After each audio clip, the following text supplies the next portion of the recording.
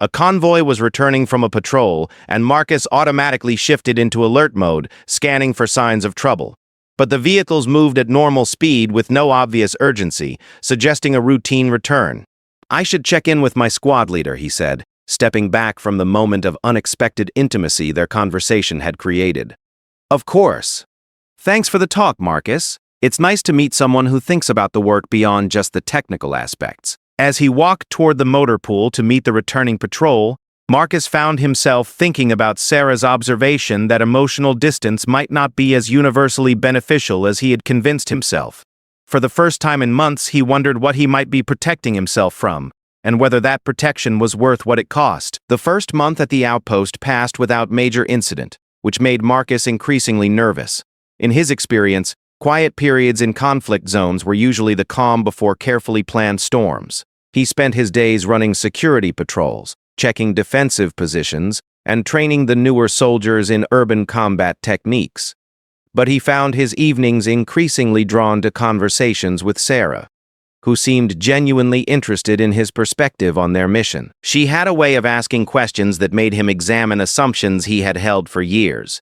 During one evening walk around the perimeter, she asked him about his decision to join the military. It was a question he hadn't considered seriously in years, having long ago settled into the routine of re-enlistment without deep reflection. "I suppose it started as a family expectation," he told her as they paused near the observation tower. "My father served in Vietnam, my grandfather in World War II. Military service was just what men in my family did." "But you've stayed far longer than a single term of service. That suggests it became more than just family expectation."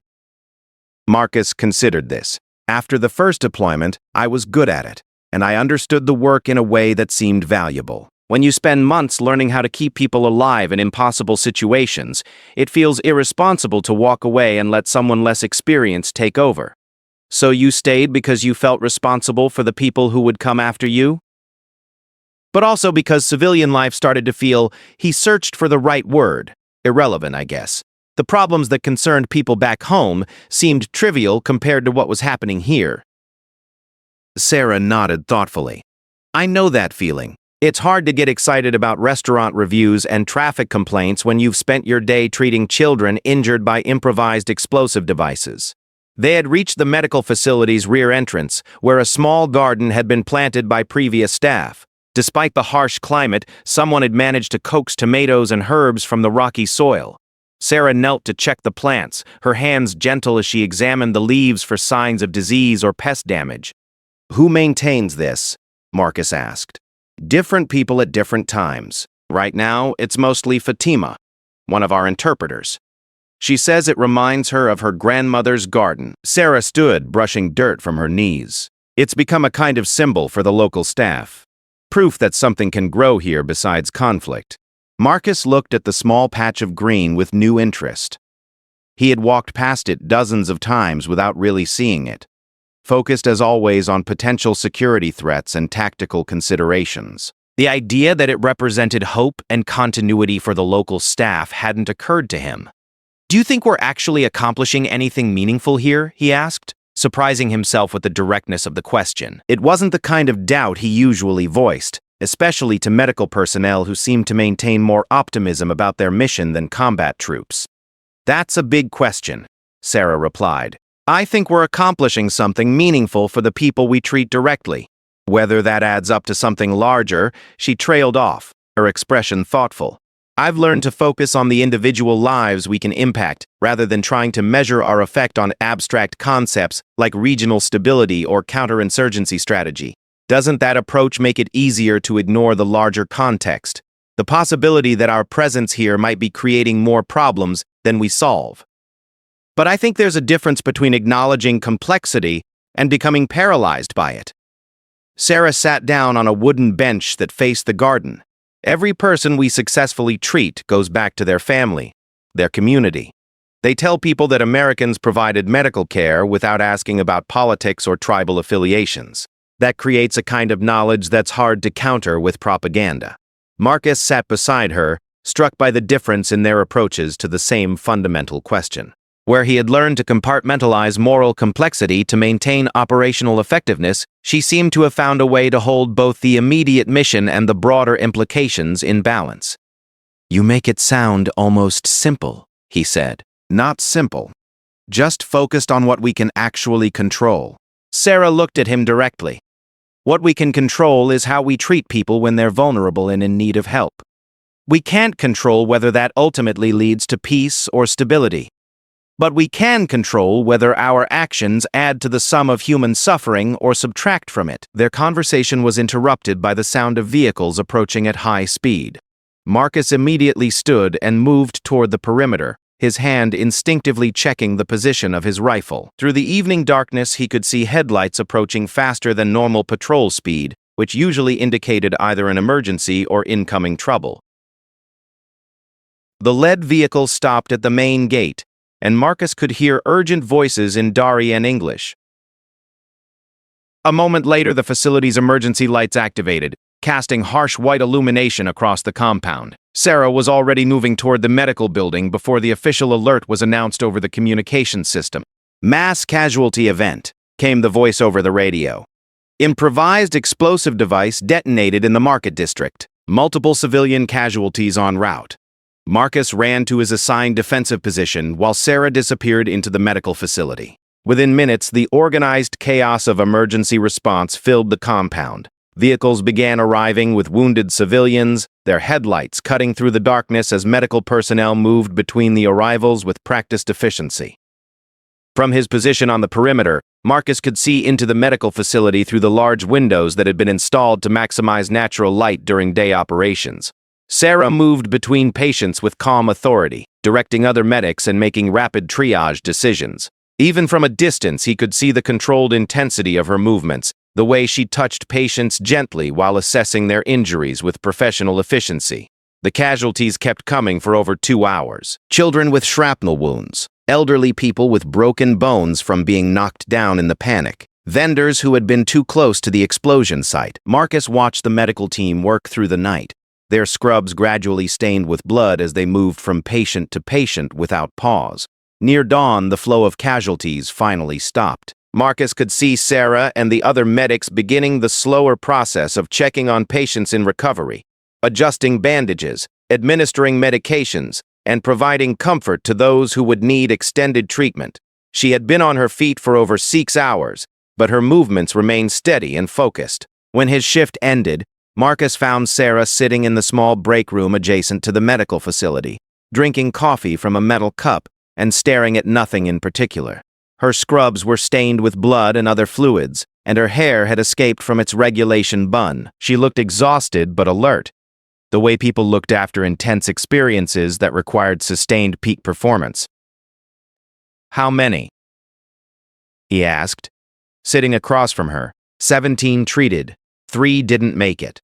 Her voice was matter-of-fact, but Marcus could hear the weight of those numbers in the slight hoarseness that came from hours of giving directions and offering reassurance. 2 children and an elderly man. The children might have survived if they had gotten here faster, but the distance. She didn't finish the sentence, but Marcus understood. In rural Afghanistan, the distance between injury and treatment was often the determining factor in survival. The medical facility could provide excellent care, but only for patients who could reach them in time. Any idea who was responsible for the attack? Does it matter? Sarah looked at him with tired eyes. Whoever set off that bomb accomplished exactly what they intended. They killed innocent people and reminded everyone that nowhere is completely safe. Marcus considered her response. From an intelligence and security perspective, identifying the responsible party was crucial for preventing future attacks. But from a medical perspective, the identity of the attacker was irrelevant compared to the immediate need to treat the wounded. "The 3 who didn't make it," he said carefully. "How do you process that?" Sarah was quiet for a long moment, looking down at her coffee. "You try to focus on the 14 who are going home to their families. You remember that every person we save means children don't lose parents. Parents don't lose children. Communities don't lose knowledge and skills and relationships." She looked up at him. "But you also acknowledge that it hurts, that every person we lose represents a failure of our mission, even when that failure is beyond our control." Doesn't that emotional engagement make the job harder? It makes it different, Sarah replied. Maybe harder in some ways, but also more meaningful. If I stopped feeling something when people died, I think I would start to lose track of why the work matters. Marcus thought about his own approach to loss during combat operations. He had learned to process casualties as tactical realities rather than personal tragedies, which allowed him to maintain operational effectiveness under extreme stress. But listening to Sarah describe her approach, he wondered whether his method protected him from necessary emotional information as much as it protected him from debilitating grief. Over the following weeks, Marcus found himself paying more attention to the medical facility's operations and the interactions between staff and patients. He began to recognize regular patients who came for ongoing treatment, and he noticed the way Sarah and other medics remembered details about patients' families and living situations. They weren't just treating medical conditions, they were maintaining relationships with people whose lives had been disrupted by conflict and poverty. One afternoon, he was surprised to find Sarah teaching basic first aid to a group of local women in the facility's main treatment area. She demonstrated bandaging techniques using supplies that could be found in most homes, and she explained how to recognize signs of serious injury that required immediate medical attention. The women asked questions in broken English and Dari, which Sarah answered with the help of Fatima, the interpreter who maintained the garden. Community health education, Sarah explained when Marcus asked about the session later. We can't be here permanently, and we can't reach everyone who needs help. But if we can teach basic medical skills to people who are already trusted by their communities, we can extend our effectiveness even after we leave. Do you think about leaving often? I think about what happens when we leave, Sarah clarified. Whether the relationships we've built will survive our departure. Whether the knowledge we've shared will continue to benefit people. She paused in organizing medical supplies to look at him directly. Do you think about what happens in the places you've served after your unit rotates out? It was another question that cut to assumptions Marcus rarely examined. He had always focused on the immediate tactical situation and the successful completion of assigned missions. The long-term consequences of military actions were considered the responsibility of policymakers and strategists far above his pay grade. I try not to, he said honestly. I tell myself that's not my responsibility. But you do think about it or you wouldn't try not to. She was right. Despite his efforts to maintain focus on immediate objectives, Marcus did find himself wondering about the aftermath of his deployments. Villages where his unit had conducted operations. Local people who had cooperated with American forces, infrastructure that had been damaged or destroyed in the course of military action. The questions arose despite his professional discipline, and he had learned to suppress them rather than address them directly. What good does it do to think about things I can't control? He asked. Maybe it helps you make better decisions about the things you can control, Sarah suggested. If you consider the long-term consequences of immediate actions, you might find ways to accomplish your mission that cause less collateral damage or create fewer future problems. It was a compelling idea, but Marcus could see practical problems with applying it in combat situations. In the middle of a firefight, there isn't time for complex moral calculations. You do whatever keeps your people alive and completes the mission. I'm not talking about complex moral calculations in crisis situations. I'm talking about the hundreds of small decisions you make every day about how to interact with local people, how to approach security procedures, how to balance force protection with community engagement. Sarah's voice carried the conviction of someone who had given considerable thought to these questions. Those decisions create the context in which crisis situations occur. Marcus found himself thinking about her words over the following days, as he conducted routine patrols and interacted with local civilians. He began to notice things he had previously overlooked. The way children reacted when armed soldiers approached their homes. The careful neutrality local merchants maintained when dealing with Americans. The subtle indicators of community stress that resulted from constant security concerns. One morning, while conducting a foot patrol through the nearby village, Marcus encountered an elderly man struggling to carry water containers from the communal well to his home. It was the kind of scene he had witnessed hundreds of times during previous deployments, civilians dealing with the daily challenges of life in a war zone. Usually, he would have noted it as a sign of normal activity and continued with his mission. Instead, he found himself approaching the man and offering assistance. The conversation that followed, conducted through basic hand signals and a few words of shared vocabulary, revealed that the man's grandson had been among the children treated at the medical facility after the market bombing. The boy had recovered fully and returned to school, which the grandfather attributed to the skill and kindness of the American medics. As Marcus helped carry the water containers, he realized this was the first time in years of deployment that he had engaged with a local civilian in a purely helpful capacity, without any tactical objective or intelligence purpose. The interaction lasted less than 10 minutes, but it left him with an unexpected sense of satisfaction that had nothing to do with mission accomplishment or force protection. That evening, he found Sarah tending the small garden behind the medical facility. She was watering the plants with the improvised irrigation system made from recycled medical supply containers, her movements gentle and methodical. "I met someone today whose grandson you treated," he told her, kneeling to help move the watering containers. "He wanted me to thank the medics for saving the boy's life." Sarah smiled, the first genuinely happy expression Marcus had seen from her in days. "Ahmad. He comes in every week to have his blood pressure checked. Always asks about his grandson's healing progress, even though the boy recovered completely weeks ago. You remember all your patients that specifically?"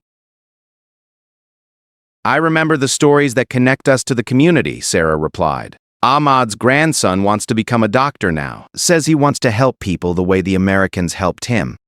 They worked together in comfortable silence for a while, Sarah directing the watering, while Marcus moved containers and adjusted the makeshift irrigation system. The physical work felt good after a day of mental tension, and the growing plants provided tangible evidence of positive change in an environment where such evidence was rare.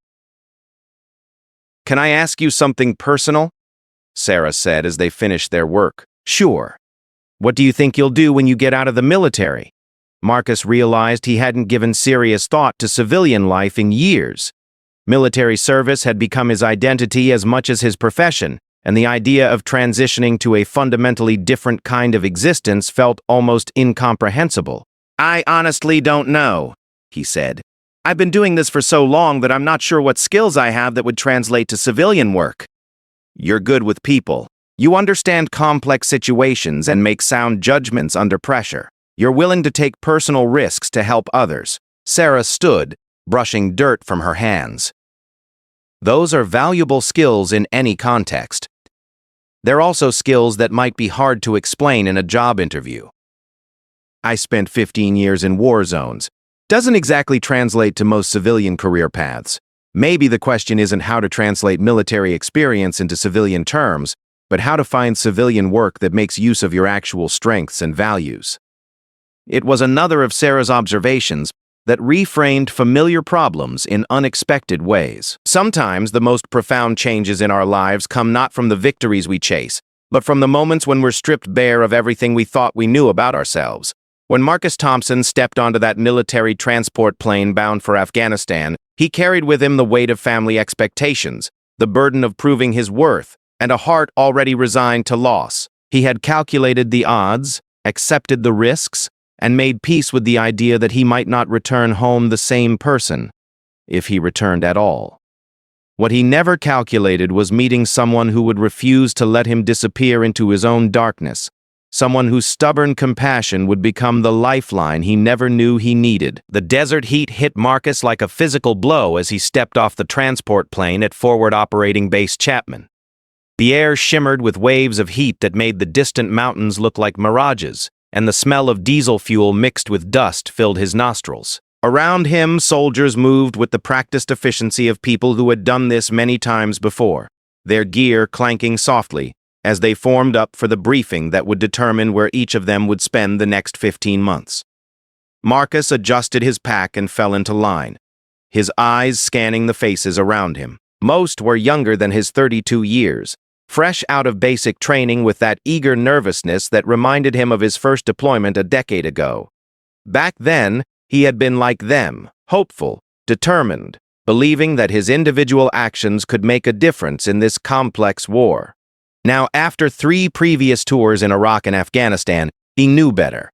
Wars weren't won by individual heroics or noble intentions. They were grinding affairs of attrition, where good people died for reasons that rarely made sense when viewed from ground level. From his position near the medical facility, Marcus could see muzzle flashes from at least 3 different approach routes.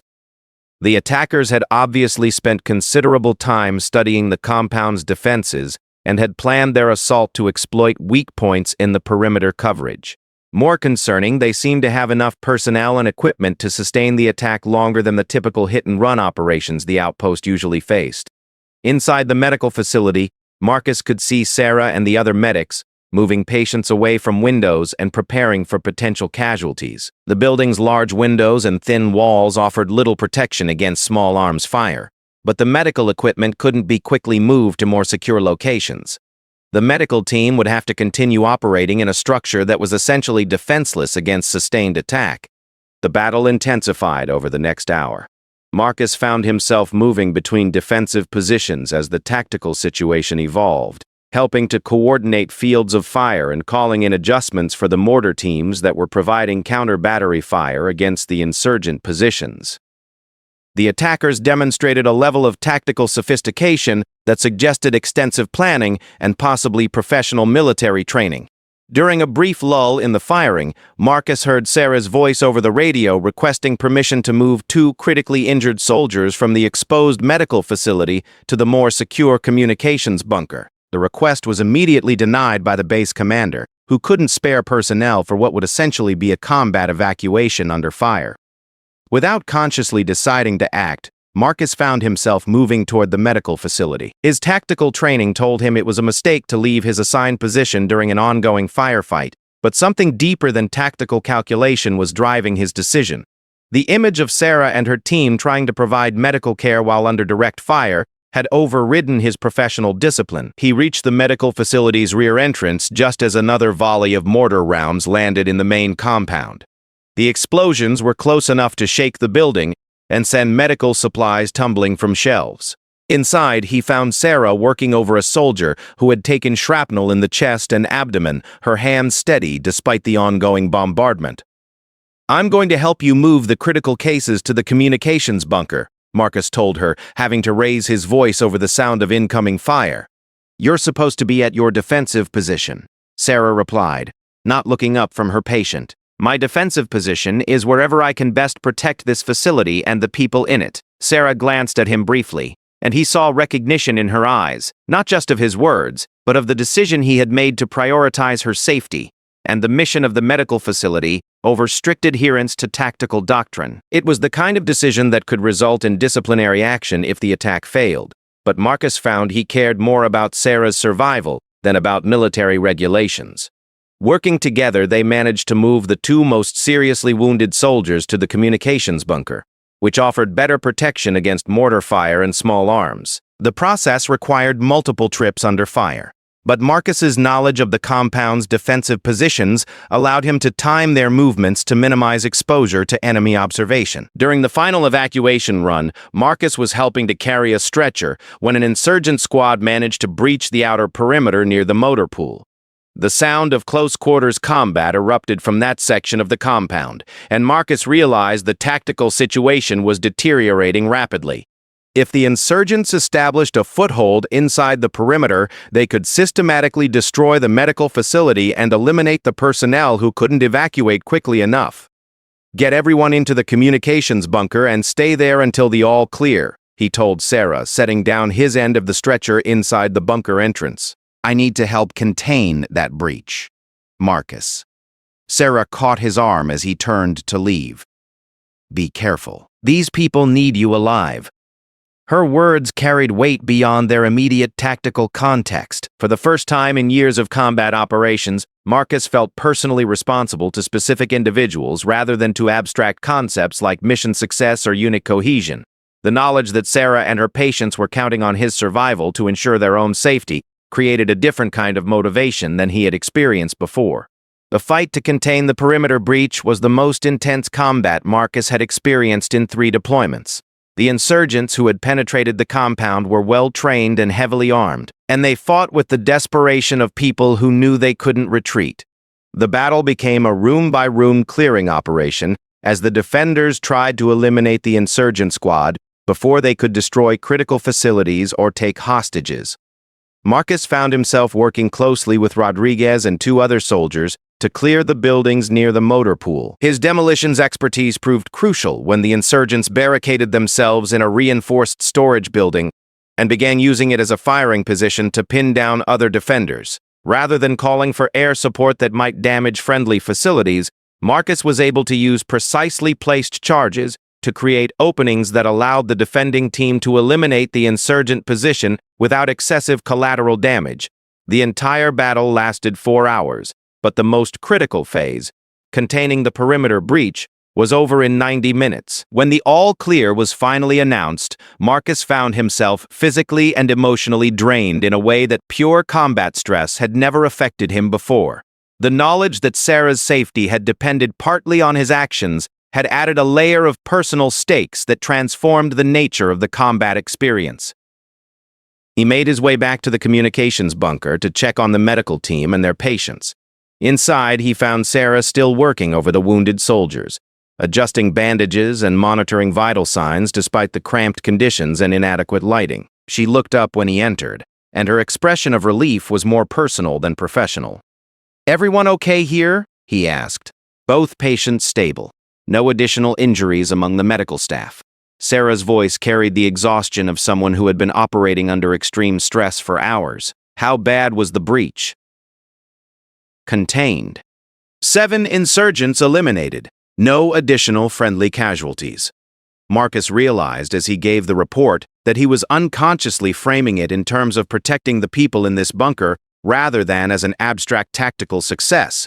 Over the following days, as the compound was repaired and normal operations resumed, Marcus found himself reflecting on how his priorities had shifted during the attack. For the first time in his military career, he had made tactical decisions based primarily on protecting specific individuals rather than completing assigned missions or following established procedures. The experience had been both liberating and terrifying. Sarah seemed to understand the significance of what had happened without needing detailed explanation. During one of their evening walks, she brought up the subject indirectly. "Thank you for helping us during the attack," she said. "I know you took risks to keep the medical team safe." "It was the right tactical decision," Marcus replied automatically, then caught himself. "Actually, that's not entirely true. It was partly tactical, but it was also personal. I was more concerned about your safety than I was about following standard procedures." Sarah nodded slowly. "How does that feel, making decisions based on personal concern rather than just professional duty?" "Complicated," Marcus admitted. "On one hand, it felt more meaningful than anything I've done in years of deployment. On the other hand, it was terrifying to care that much about outcomes I couldn't completely control." "Welcome to the world of emotional engagement," Sarah said with a slight smile. "It's messier than professional detachment, but I think it's also more human." They had reached the small garden behind the medical facility, where new growth was becoming visible despite the damage from the recent attack.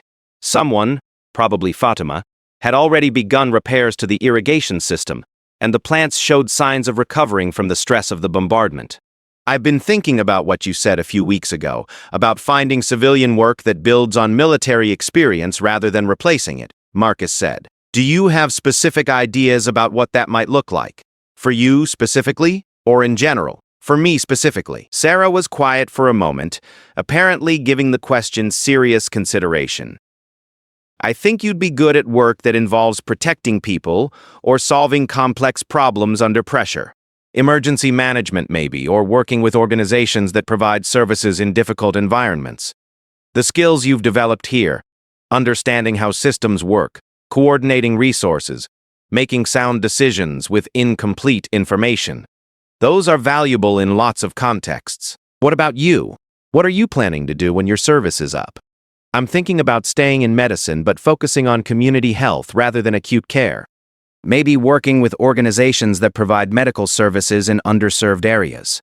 Sarah knelt to examine the recovering plants, her voice thoughtful. "I've realized that the part of this work I find most meaningful is building relationships with communities and helping people develop their own capacity for health maintenance.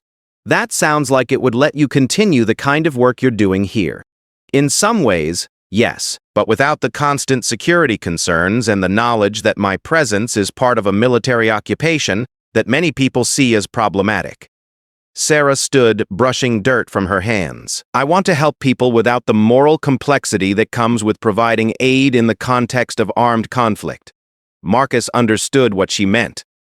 The medical facility's mission was unambiguously positive, providing health care to anyone who needed it regardless of political affiliation. But that mission existed within the broader context of military operations that many local people viewed with suspicion or outright hostility.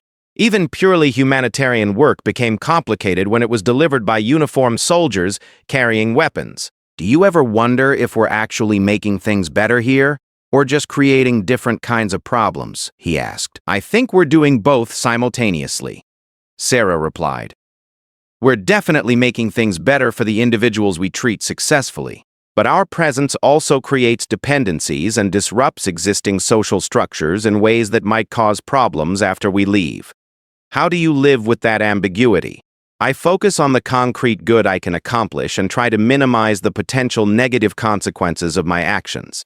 I can't control the larger political and military context, but I can control how I treat individual people and what kind of knowledge I share with local communities. It was a pragmatic approach that Marcus found appealing. Rather than becoming paralyzed by moral complexity or ignoring it entirely, Sarah had found a way to act constructively, while acknowledging the limitations and contradictions of her situation.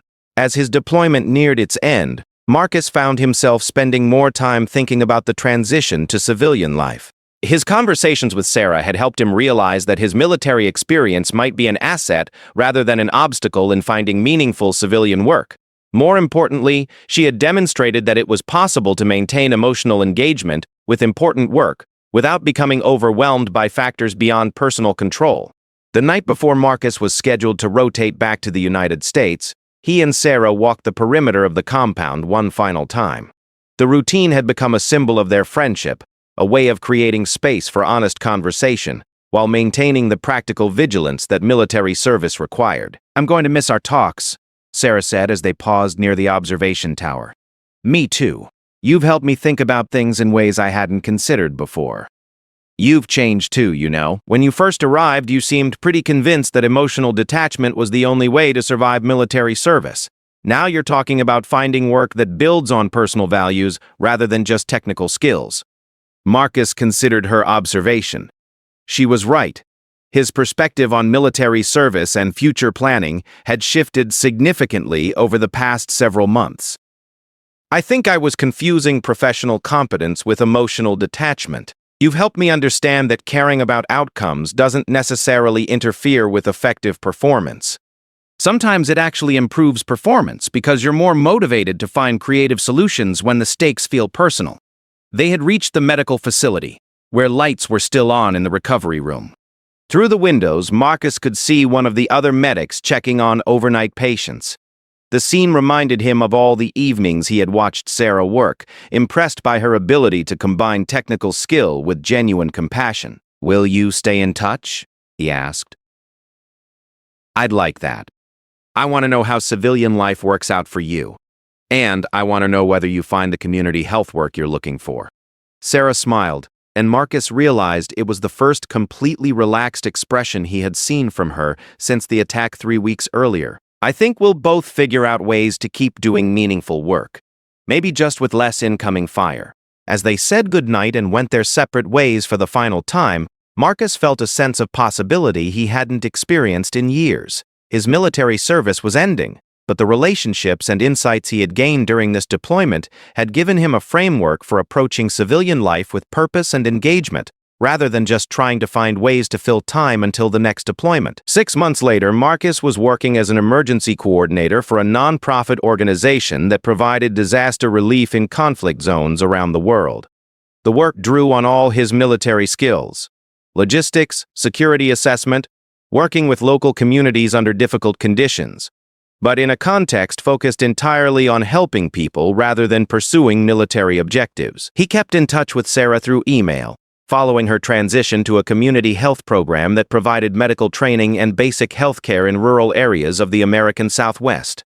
Her messages reflected the same thoughtful engagement with meaningful work that had impressed him during their deployment, but with the added satisfaction of operating without the moral complexities of military service. In one of her recent emails, Sarah had written, "I think about our conversations sometimes, especially the one where you asked whether we were making things better or just creating different problems. I'm convinced now that the answer is both, always both. The key is being intentional about maximizing the better part while minimizing the problems part. It's not perfect, but it's honest work." Marcus had printed out that email and kept it in his desk drawer as a reminder of the lessons he had learned during his final deployment. He had gone to Afghanistan expecting to manage losses and maintain professional detachment until his service ended. Instead, he had found someone who refused to let him disappear into his own defensive distance, who had taught him that emotional engagement with important work was not a liability, but a source of strength and meaning. The medic who had refused to walk away had saved more than the lives of her patients. She had saved him from a kind of spiritual isolation that he hadn't even recognized until she showed him an alternative. Now, in his civilian work providing emergency assistance to communities affected by natural disasters and armed conflict, Marcus carried forward both the technical skills of his military service and the deeper understanding of human connection that Sarah had helped him develop. Sometimes, late at night when he was coordinating relief efforts for communities devastated by floods or earthquakes, Marcus would remember their conversations about meaningful work and the importance of building relationships with people, rather than just completing missions. He would think about the small garden behind the medical facility, and about Sarah's observation that something could grow in even the harshest conditions if people were willing to tend it carefully and patiently. The war had taken many things from him over 15 years of service, but it had also given him something unexpected in its final months. A clear understanding that protecting and caring for people was not just his job but his calling, and that meaningful work was possible in any context where human beings needed help surviving and recovering from impossible circumstances. The briefing officer, a weathered colonel with premature gray hair and lines etched deep around his eyes, began outlining their mission. They would be stationed at a smaller outpost about 40 kilometers north of the main base, providing security for a medical facility that served both military personnel and local civilians. It was considered a relatively quiet assignment, which Marcus knew from experience usually meant it was anything but quiet. "The medical facility has been operational for 2 years," the colonel continued, his voice carrying easily across the assembled soldiers. "They've treated over 3,000 patients in that time, everything from combat injuries to childhood diseases. The local population has come to rely on them, which makes us a target for insurgent groups who view medical cooperation as collaboration with occupation forces." Marcus listened with half his attention while mentally cataloging the equipment and personnel around him. The medics were easy to spot. They carried themselves differently than combat troops, with a kind of focused intensity that came from knowing their primary job was to preserve life rather than take it. One in particular caught his attention. A woman with short auburn hair pulled back in a regulation bun and eyes that seemed to take in everything around her with careful assessment. She was probably in her late 20s, Marcus guessed, with the kind of competent bearing that suggested extensive field experience. What struck him most was the way she interacted with the younger soldiers, always ready with a reassuring word or a steady hand on a nervous shoulder. It was the kind of natural leadership that couldn't be taught in any training program. After the briefing, the soldiers dispersed to collect their gear and prepare for the convoy that would take them to their new home. Marcus found himself walking near the medic he had noticed earlier as they made their way to the supply depot. "First time at Chapman?" she asked, falling into step beside him. Her voice had a slight southern accent, warm and melodic despite the military crispness of her words. "Fourth deployment, second time here," Marcus replied, surprised by her friendliness. Most military personnel, especially medical staff, tended to keep to themselves during the initial chaos of arrival. "You? Third deployment overall, but first time in Afghanistan. I did 2 tours in Iraq." She extended her hand. "Lieutenant Sarah Chen, combat medic. Sergeant Marcus Thompson, infantry." He shook her hand, noting the firm grip and the small calluses that spoke of hands accustomed to both delicate medical work and heavy equipment. "Infantry, huh? What's your specialty?" "Demolitions and urban warfare." Basically, I blow things up and clear buildings. Marcus gave her the standard response, the one that usually ended conversations with medical personnel who preferred not to think too much about the destructive side of military operations. But Sarah just nodded thoughtfully. Must be challenging work. Requires a lot of precision and judgment calls. Her response surprised him. Most people either reacted with uncomfortable fascination or subtle disapproval when he mentioned his specialty. Sarah seemed genuinely interested in understanding rather than judging. It can be, he admitted. Mostly it's about problem solving under pressure. Not that different from what you do, I imagine. Different problems, same pressure, she agreed with a smile. Though I suppose your solutions tend to be louder than mine. They reached the supply depot, where a harried sergeant was directing the controlled chaos of gear distribution. Marcus collected his assigned equipment while Sarah gathered her medical supplies, their conversation interrupted by the practical necessities of preparation. But something about their brief exchange lingered with him as he checked his rifle and counted ammunition magazines. The convoy to the outpost left 2 hours later, a string of armored vehicles winding through terrain that shifted from rocky desert to green valleys fed by mountain streams. Marcus rode in the third vehicle, his rifle ready but his mind wandering to the conversation with Sarah. There had been something refreshing about her directness, the way she had spoken to him as a person rather than just another soldier with a dangerous job. The outpost itself was smaller than Marcus had expected, a collection of prefabricated buildings surrounded by concrete barriers and razor wire. The medical facility occupied the largest structure, a converted warehouse that had been divided into treatment areas, a surgical suite, and recovery rooms. Solar panels glinted on the roof, and a red crescent flag flew alongside the American colors, a symbol of the facility's mission to treat anyone who needed help, regardless of which side of the conflict they represented. Marcus was assigned to a small room he would share with another sergeant, a quiet man named Rodriguez, who had been at the outpost for 6 months already. As he unpacked his gear, Rodriguez filled him in on the local situation. It's been relatively quiet for the past 2 months, Rodriguez explained, checking the cleaning kit for his rifle. But that usually means something's building up. The medical facility draws civilians from a wide area, which makes intelligence gathering complicated. We never know if someone coming for treatment is genuinely injured or conducting reconnaissance. What about the medical staff? How do they handle the security concerns? Rodriguez paused in his cleaning to look at Marcus directly. That's the interesting part. Most of them have been here longer than any of the security personnel. They know the local people, understand the tribal dynamics, speak some of the languages. Sometimes they have better intelligence about potential threats than our official sources. That evening, Marcus joined the other soldiers for dinner in the mess hall, a converted storage room with folding tables and metal chairs that had seen better days. The food was standard military fare, but hot and filling after the long day of travel. He found himself seated across from Sarah, who was discussing treatment protocols with another medic. The biggest challenge isn't the acute trauma cases, she was saying, cutting her mystery meat into precise pieces. Those we can handle with standard procedures.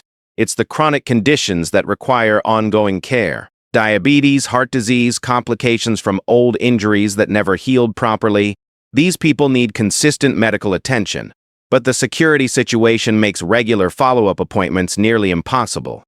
How do you manage it? Asked the other medic, a young man who looked like he had just graduated from medical training. We get creative. Train family members to monitor blood sugar and administer insulin. Provide larger supplies of medications when possible. Work with the village elders to establish informal networks of health education. Sarah's eyes moved to Marcus as she spoke, including him in the conversation despite his lack of medical background. The key is understanding that medical care here isn't just about treating individual patients. It's about building relationships with entire communities. Marcus found himself genuinely interested despite his usual practice of avoiding discussions about the broader implications of their mission. Doesn't that make your job more complicated? Having to consider all those social and political factors? Everything here is complicated, Sarah replied with a slight smile. But ignoring the social and political factors doesn't make them go away. It just makes us less effective at our primary mission, which is saving lives. After dinner, Marcus walked the perimeter of the compound, familiarizing himself with the defensive positions and sightlines. It was a habit from previous deployments. This careful study of the terrain and structures that might someday mean the difference between life and death. The sun was setting behind the mountains, painting the sky in shades of orange and purple that reminded him briefly of evenings back home in Colorado. He paused at the medical facility's entrance, where a hand-painted sign in English, Dare and Pashto, announced the treatment hours and emergency procedures. Through the windows, he could see Sarah and two other medics preparing supplies for the next day, their movements efficient and coordinated. There was something peaceful about the scene, a pocket of healing purpose in the midst of a war zone. Beautiful evening. Sarah's voice came from behind him. She had approached so quietly he hadn't heard her footsteps. Good for observation, Marcus replied automatically, then caught himself. Sorry. Occupational hazard. I tend to think in tactical terms. Nothing wrong with that. Your job is keeping us safe so we can do ours. She moved to stand beside him, looking out at the darkening landscape. But it is beautiful too. Sometimes I think we get so focused on the dangers that we forget to notice the beauty. They stood in comfortable silence for a moment, watching the first stars appear in the clear mountain air. Marcus found himself relaxing slightly, something that rarely happened during his first few days at a new posting. Can I ask you something? Sarah said eventually. Sure. Earlier, when I asked about your specialty, you gave me the standard answer. But there was something in your expression that suggested it's more complicated than just blowing things up and clearing buildings. Marcus considered her question, surprised by her perceptiveness. Most people accepted his simple explanations without looking deeper. It is more complicated, he admitted. But most people don't really want to hear about the complicated parts. I'm not most people. He looked at her sideways, noting the genuine curiosity in her expression. Demolition's work requires you to understand structures intimately before you destroy them. You have to know how a building was constructed, what materials were used, how the stress is distributed. Otherwise, you might bring down the wrong wall or cause unintended damage. It's as much about precision and restraint as it is about explosive force. And the urban warfare part? That's about understanding people as much as understanding buildings, how they move through spaces, where they're likely to take cover, how they react under stress. You have to think like the people you're fighting while trying to protect the people you're fighting for. Marcus paused, realizing he had revealed more about his work than he usually did. Like you said about medical care being more than just treating individual patients, Sarah nodded slowly. It sounds like you've given a lot of thought to the human elements of your work. Too much thought, maybe. The words came out more bitter than Marcus had intended. He had learned over multiple deployments that thinking too deeply about the human elements of warfare was a path toward the kind of moral complexity that could paralyze effective action. I don't think it's possible to give too much thought to the human elements, Sarah said quietly. The people who stop thinking about those elements are the ones who concern me. Something in her tone made Marcus look at her more carefully. There was a weight in her words that suggested personal experience with the kind of moral injury that came from seeing too much suffering, making too many impossible choices. How long have you been doing this? He asked. 8 years total, 5 deployed. You? 14 years, 10 deployed. Marcus realized as he said it how that sounded. Like a man who had spent most of his adult life at war. That's a lot of time in theater. How do you maintain perspective? It was a question Marcus had been asking himself for the past 2 years, as the deployments blended together and the reasons for being here became increasingly abstract. I'm not sure I do maintain perspective, he said honestly. Mostly I just try to focus on the immediate mission and not think too much about the bigger picture. That must be lonely. Her words hit him unexpectedly, cutting through the professional detachment he had cultivated over years of deployment.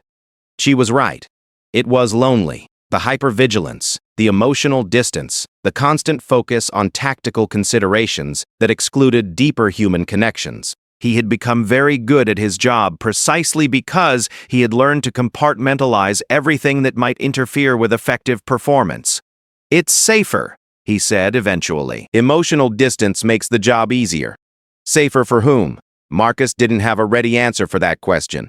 He had always assumed that maintaining emotional distance protected everyone, himself, his fellow soldiers, even the people he was supposed to help. But Sarah's question suggested she saw it differently. Before he could formulate a response, The sound of approaching vehicles interrupted their conversation. Marcus had always assumed that leaving the military would require him to become a fundamentally different person, to develop entirely new skills and interests. The possibility that civilian life might build on rather than replace his military experience hadn't occurred to him. As they walked back toward the main compound, Marcus found himself wondering what Sarah planned to do after her military service ended. She seemed to have given more thought to life transitions than most soldiers he knew, and her perspective on meaningful work might offer insights he could apply to his own future planning. The attack came on a Thursday morning in late spring, just as the medical facility was beginning its busiest period of the day. Marcus was reviewing patrol reports when the first mortar round landed in the compound's outer perimeter, sending up a shower of dirt and gravel that rattled windows throughout the base. The attack alarm sounded immediately, but by then the second and third rounds were already incoming. Marcus grabbed his rifle and ran toward his assigned defensive position, his mind automatically cataloging the sounds and directions of the incoming fire. The mortars were coming from the ridge line to the northeast, probably a three-man team with a vehicle for rapid departure. Standard insurgent tactics called for a brief but intense bombardment, followed by immediate withdrawal before counter-battery fire could be brought to bear. But this attack was different. Instead of withdrawing after the initial bombardment, the mortar fire intensified, and Marcus could hear small arms fire beginning to echo from multiple directions around the perimeter. This wasn't a harassment attack designed to cause anxiety and demonstrate insurgent capability. This was a coordinated assault intended to overrun the outpost.